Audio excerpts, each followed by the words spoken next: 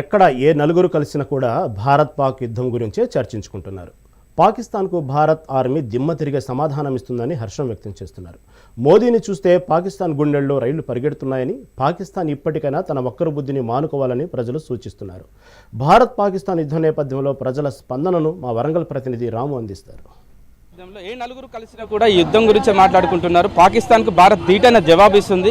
పాకిస్తాన్ దిమ్మ తిరిగే షాక్ ఇచ్చే విధంగా భారత రక్షణ దళాలు వ్యవహరిస్తున్నాయని చెప్పేసి ఇక్కడ కూడా ఇదే విషయాన్ని చర్చించుకుంటున్నారు. ప్రస్తుతం మనం ఎర్రగట్టు గుట్ట సెంటర్లో ఉన్న ఒక ఛాయ్ సెంటర్ దగ్గర ఉన్నాం. ఇక్కడ కూడా ఛాయ్ తాగేవాళ్ళు వివిధ చాలా మంది ఇక్కడ ఇదే విషయంపై చర్చించుకుంటారు. అని చెప్పండి, అసలు ఇప్పుడు పాకిస్తాన్ భారత్ యుద్ధం జరుగుతుంది. పాకిస్తాన్కు భారత్ ఎలాంటి సమాధానం ఇస్తే బాగుంటుంది?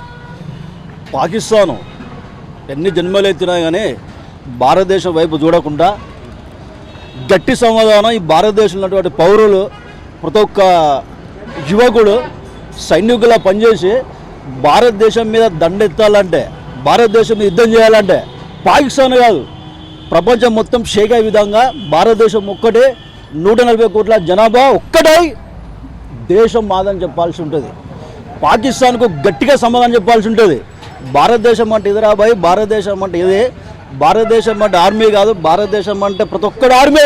ఇప్పుడున్న పరిస్థితుల్లో అసలు ఇండియా జోలికి రావద్దు. అసలు ఇండియా ఆర్థికంగా బలంగా ఉంది, సైనిక పరంగా కూడా బలంగా ఉంది. కానీ పాకిస్తాన్ ఒక సాహసం చేసి ఇండియా పైన దాడి చేసింది. దీన్ని ఏ విధంగా చూడాలి? ప్రస్తుతానికి ఖండిస్తున్నాం, బాగా తీవ్రంగా ఖండిస్తున్నాం. దీన్ని యుద్ధం జరగవలసిందే. మనకు పాకిస్తాన్ లేకుండా సంబంధం లేకుండా మనం చర్యలు తీసుకోవాల్సిందే. ఇట్టి పరిస్థితి మేము ఖండిస్తున్నాం, బాగా దీన్ని తీవ్రంగా ఖండిస్తున్నాం. దీన్ని మనకు అమాయక ప్రజలను అనవసరంగా మొన్న పొల్వాల కాడ 26 మంది చనిపోయింది కదా, దానికి ప్రతీకారంగా మనం చేయవలసిందే. ఇది ఖండిస్తున్నాం తీవ్రంగా దీన్ని.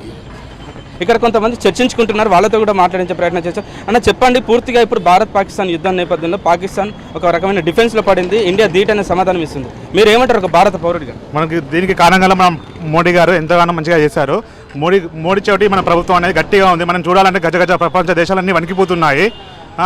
కాబట్టి మనకు మోడీ అనే నాయకత్వం మనకు ఉండాలి. ఎప్పటికీ భారతదేశం అనేది పై చేయి ఉంటాయి. కాబట్టి జై భారత్ మాతాకి జై.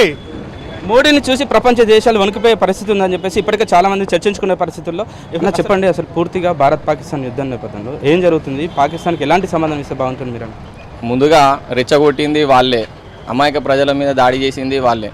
కాబట్టి తగిన గుణపాఠం వాళ్ళకి ఇప్పుడు జరుగుతుందని మనం అనుకుంటా ఉన్నాం. ఇంకా కావాలి, అసలు ఇండియా మ్యాప్ ఉన్న వాళ్ళని లేకుండా చేయాలి. పాకిస్తాన్ అనేది భారత్ నుంచి ఒక ఊడిపోయిన ఒక చిన్న ముక్క.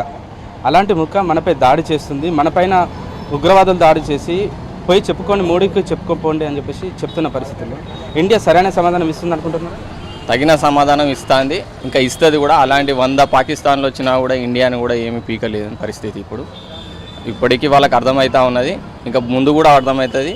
ఇంకా ముందు కూడా అమాయక ప్రజల మీద దాడి చేస్తే పరిస్థితుల ప్రభావం ఎలా ఉంటుందో వాళ్ళకి ఇప్పుడు చూపిస్తాను. తగిన గుణపాఠం జరుగుతూ ఉన్నది. 100 పాకిస్తాన్లు వచ్చినా కూడా భారత్లో నిర్వహించే పరిస్థితి లేదని, ఇప్పటికే అసలు పాకిస్తాన్ ఇండియా జోలికి ఎందుకు వచ్చామని చెప్పేసి ఆలోచిస్తున్న తరుణంలో ఒక వైపు నుంచి భారత ఆర్మీ, ఇంకో వైపు నుంచి బలూచిస్తాన్ లిబరేషన్ ఆర్మీ కూడా వాళ్ళపై పూర్తిగా దాడి చేసిన నేపథ్యంలో పాకిస్తాన్ కూడా డిఫెన్స్లో పడిందని చెప్పుకోవచ్చు. ఇప్పటికీ కూడా వాళ్ళు అసలు ఎందుకు వచ్చామని చెప్పి ఆలోచన మరోసారి పునరాలోచించుకుంటే బాగుంటుందని చెప్పి కొంతమంది కూడా చెప్తున్న పరిస్థితి. కెమెరా పర్సన్ భిక్షపతితో రాము, మెగానన్ టీవీ, వరంగల్.